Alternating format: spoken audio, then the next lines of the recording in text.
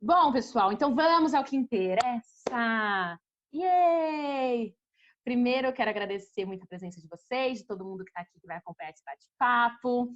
Quero agradecer a presença da Fabi, do Vitor e do Thiago. Muito, muito obrigada por aproveitar, por topar estar aqui com a gente hoje e falar desses assuntos aí, projetos independentes. Eu queria começar perguntando para vocês três, para começar aquecendo, assim, de onde vocês acham que começa um projeto? Ou para vocês, de onde começa, né? Se vem de um desejo de fazer alguma coisa, ou vem de uma necessidade de falar sobre um assunto, é um assunto primeiro que aparece, depois vem um projeto. Para vocês, como foi isso, né? Em alguns projetos que vocês já tiveram? Fabi, pode começar falando se quiser. Se quiser. Se quiser, não quero também sim, pelo amor de Deus. Para mim, os projetos surgem de uma necessidade de falar sobre algum assunto em específico. Na verdade, parte de alguma coisa que aconteceu comigo, em geral, alguma vivência, alguma coisa. Daí eu sinto a necessidade de trabalhar tal assunto em mim, e aí pesquiso com os outros coisas que eu acho que eu preciso trabalhar em mim. Eu acho tudo muito conectado, assim. Eu acho que o nosso desejo de fala, de querer expressar alguma questão que você está passando ou que você observa, mas só que eu acho que tudo é uma grande conexão. Eu estou conectado com você, conectado com a sociedade, com o planeta, com a política, e tudo é política, né? A gente abre a porta de casa, é política. A gente liga a televisão, é política. Se você faz a opção de não falar sobre política, você está fazendo política. Então, quando a gente tem essa fagulha de querer fazer alguma coisa, eu acho que é quando vem o questionamento, cai num questionamento. Você fala assim, bom, tenho essa questão, temos essa questão, tivemos essa questão, e como que a gente pode dialogar com essa questão? Aí eu acho que entra o processo inicial da criação de um novo projeto, assim, seja ele qual for, uma performance, seja uma coreografia, seja uma música, seja uma peça. Então eu acho que esse é o start. Eu costumo falar que eu acho que um projeto nasce, tudo nasce na verdade, enquanto, para mim, tá? Enquanto criação, nasce de uma falta, porque eu acho que é a ausência disso que a gente busca, né? A gente cria porque isso não existe. A gente quer uma coisa que não acontece, que não está ali. Então, eu acho que nasce da incompletude. A gente cria algo para suprir uma ausência, seja no mundo, seja na gente, seja no outro, seja no que a gente pensa da vida, enfim. Acho que é isso. Boa. É verdade, eu acho que eu concordo com vocês, com todos. E na hora de fazer um projeto, tem uma coisa que a Fabi falou, né? De começar a entender com quem que eu estou conversando. Eu acho que isso que é uma coisa legal de entender sobre projetos também. Que não se faz sozinho, de maneira nenhuma. Às vezes uma pessoa aparece mais, a outra menos. Enfim, mesmo num solo, mesmo que seja um monólogo, né? Não se faz sozinho. E como foi para vocês e como é para vocês o processo também de agregar as pessoas, né? Porque vem de uma inquietude, você entende que é uma coisa sua. Aí, da onde surgem as outras pessoas que vão agregar nesse projeto, que vão ser os parceiros desse projeto, né? Como foi para vocês? Foi uma dificuldade na primeira vez que vocês tiveram isso como um projeto, sabe? Achar os parceiros ideais? Isso foi se transformando? Como é isso hoje, assim, para vocês? Eu acho que, como a Fabi falou, por exemplo, juntando com o Vitor e a Fabi, né?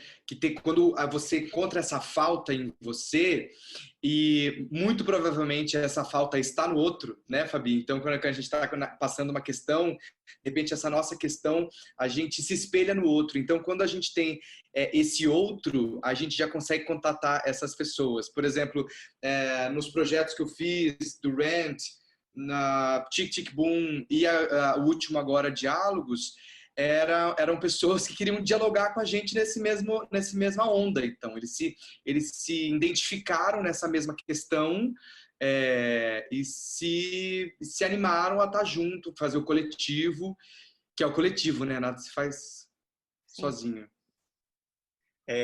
Eu acho que é bem isso que eu te falou, é o coletivo, e eu acho que uma coisa que é muito doida da gente pensar, e os meninos vão poder atestar isso, é que um projeto, quando ele é independente, a última coisa que ele é independente, porque ele depende tanto de cada um que está envolvido nele, que é uma coisa, inclusive, para a gente pensar, né? Não sei se a galera que está aqui para saber do processo, porque está a fim de começar um processo, né, independente, enfim, é uma coisa que eu sempre penso, fui aprendendo e hoje penso que num projeto independente, envolver pessoas é tornar o seu projeto dependente dessas pessoas. Então, é muito importante a afinidade artística e pessoal também, né, que você tem com as pessoas que você está envolvendo. E acho que, acima de tudo, puxando o gancho do que o Ti falou, né, do diálogo, e do que a Fabi também falou antes sobre ter o mesmo pensamento, isso tem que estar muito aliado. Porque quando você pensa que esse coletivo é o que mantém o projeto em pé, uma vez que esse projeto não está em pé por conta de uma lei, por conta de uma produção, por conta de, né, ele está de pé nesse...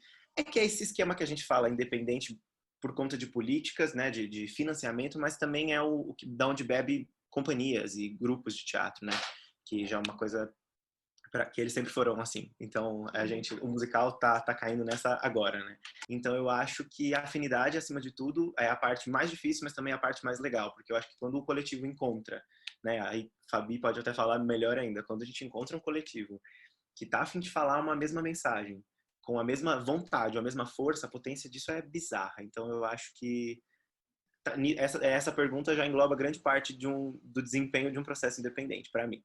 Meu pensamento hoje sobre isso é que uma das coisas mais importantes é que você tenha muito tesão em trabalhar com as pessoas que você está trabalhando. Porque desavenças vão acontecer.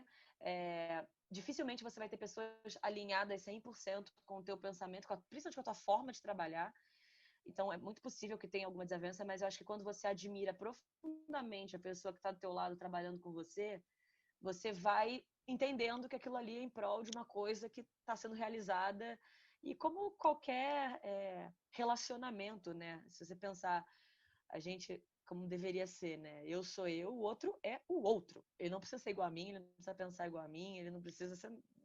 Ele é o outro, e aí a gente tem um terceiro filho, que é a nossa relação, que é o que a gente desenvolve junto. A gente fala bastante de coletivo o tempo todo, foi uma palavra que já entrou bastante aqui, de grupo, de pessoas, a gente não faz sozinho, né?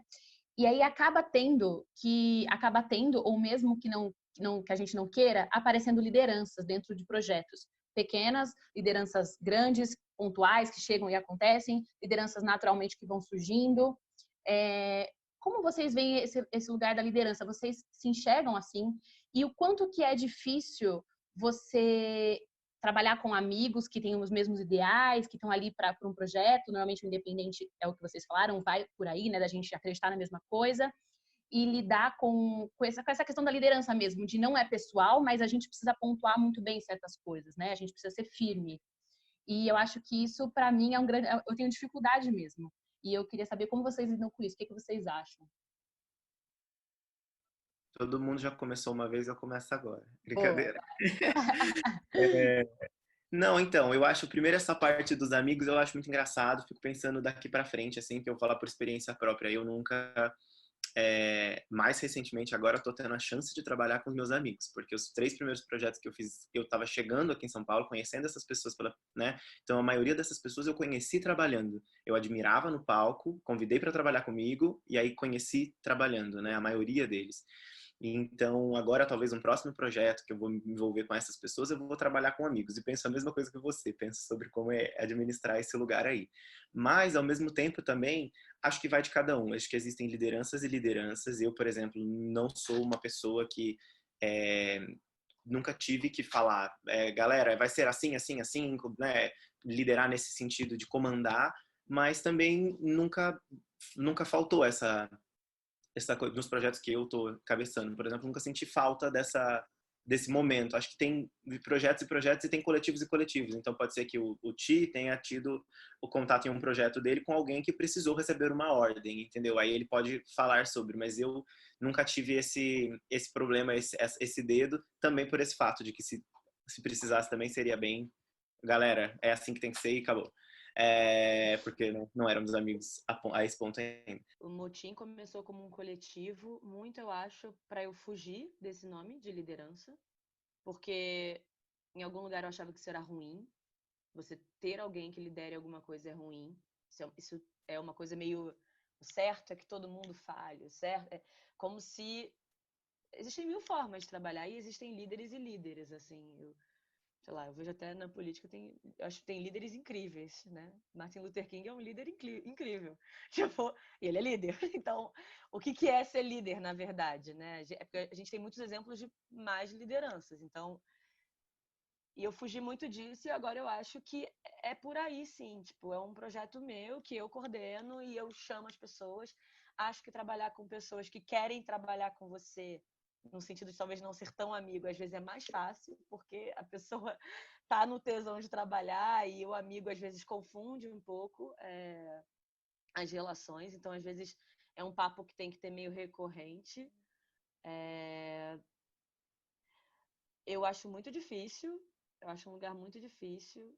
Acho difícil de pesar no que falar, como falar, mas isso não tem a ver só com o trabalho, tem a ver com a vida. Tipo, pra mim é um lugar complicado. Às vezes eu erro a mão pra caceta, às vezes não, bastante. Mas eu sempre erro tentando muito acertar. Pra quem tá comigo desde o início sabe o quanto as coisas vão se modificando e o quanto talvez eu ganhar confiança em mim faz com que a liderança seja mais fácil, porque eu paro de ficar medindo força, né? Eu respeito as minhas coisas, que acontece isso, às vezes a gente não se respeita. A gente quer uma coisa, mas não sabe colocar. Então, tudo fica deturpado, né? Completar uma coisinha que você falou, Fabi, que foi muito boa, desculpa, mas é que você falou uma coisa, você falou sobre esse negócio de como formar e de respeitar. Eu acho que tem isso também que é muito importante. Eu acho que esse lance que a gente falou das pessoas que se envolvem, acho que quando elas estão por essa ideia e elas respeitam essa ideia, elas admiram essa ideia, elas querem fazer essa ideia, falar sobre esse assunto, sobre esse tema, a liderança acaba virando apenas uma questão de organização. Então não tem dificuldade nisso, porque todo mundo está ali pelo mesmo ideal. A gente não está falando de dar aula e ter que obrigar todo mundo a fazer teatro. Está todo mundo querendo fazer aquilo. Então o que você precisa fazer é falar, gente, eu corri atrás desta pauta, eu corri atrás desse cronograma de ensaios, isso eu fiz. Então não é tão difícil assim o papel de comandar se a tarefa de casa lá, de juntar pessoas que estão a fim de fazer um projeto já foi feita, né? É aquela coisa, eu acho que não chega a ser uma liderança louca, né? Uma má liderança. Eu acho que a liderança é um lugar de organização, ao mesmo tempo é muito delicado, porque como a gente está nessa posição de independente, quer dizer que é na camaradagem, é muito complicado você administrar isso sem o retorno financeiro de um patrocínio milionário, né? Então tem o dia que a pessoa vai ter que faltar para fazer alguma coisa, para ganhar um dinheiro, para fazer um evento, para fazer não sei o quê. Você não pode prender muito para um lado, mas também fala, pô, mas também rola uma responsabilidade. Tem um limite aí muito... É uma corda bamba mesmo, como a Fabi falou. Assim, realmente uma parte de organização, mas também é uma parte de responsabilidade muito grande, porque, na real, é o teu projeto que as outras pessoas estão embarcando, mas é o teu projeto. Então, você está lá 100% e o teu coleguinha pode estar 70%, ele não está 100% também. Aí rola esse balanço. Uma outra coisa também, que é o fato de eu ser mulher. Os meninos, em geral, Boa. nunca ouviram na vida que não podem ser líderes. Isso é meio... É o que a gente vê, aquele velho esquema da representatividade do que a gente vê. Você vê chefe de empresa, a maioria é homem. Tipo assim, agora as coisas estão mudando. Mas quando eu era criança, tipo, talvez a diretora da minha escola era mulher só. O resto não tinha mulheres em posições de liderança, assim. Então, é uma luta interna de quebrar como também, às vezes, eu me coloco num lugar de liderança, às vezes... A Bolina falava isso muito bem, né, no Rosa dos Ventos, assim, talvez eu quase imprimo uma energia yang masculina para poder dizer que, olha, eu tô aqui, eu bato no peito, eu resolvo, eu sou líder nessa caceta. E às vezes é um lugar de aprender como de me aceitar como líder, né? Tipo, de não tem problema, tá tudo certo, e não precisar impor essa força, não, entendeu? Ser algo mais natural, mais naturalizado. Eu concordo, Fabi, concordo com você. Eu também acho que a liderança feminina, assim, a gente ainda nem... Eu também tenho dificuldade até em quem me espelhar, né? E você vê tantos líderes assim, você fala, tá, mas calma aí, pra onde que eu quero ir? Como que é ser líder, sair dessa forma, né? Que a gente conhece, tá tão... Com certeza, eu compactuo com você. Uma coisa até que, voltando a uma coisa que a Fabi falou, sobre trazer a nossa opinião, né? Que é uma coisa muito importante, que a gente tem alguma coisa para dizer, a gente não tá bem e não tá dizendo, e então a gente precisa aprender a dizer, a colocar a voz no mundo. E eu acho que fazer o seu projeto tem a ver com isso. Eu acredito nisso, que fazer um projeto nosso é dar a nossa opinião sobre o mundo, é falar, eu acredito nisso aqui. E aí a gente falou isso um pouco no outro bate-papo, e aí, que era sobre trabalho autoral, né, que tá logo ali, e uma das meninas, a Isabela Dragão, virou e falou assim, eu me sinto menos invejosa quando eu estou fazendo os meus trabalhos. Eu invejo menos. Eu tô tão alinhada com o meu propósito que eu não quero nada do outro.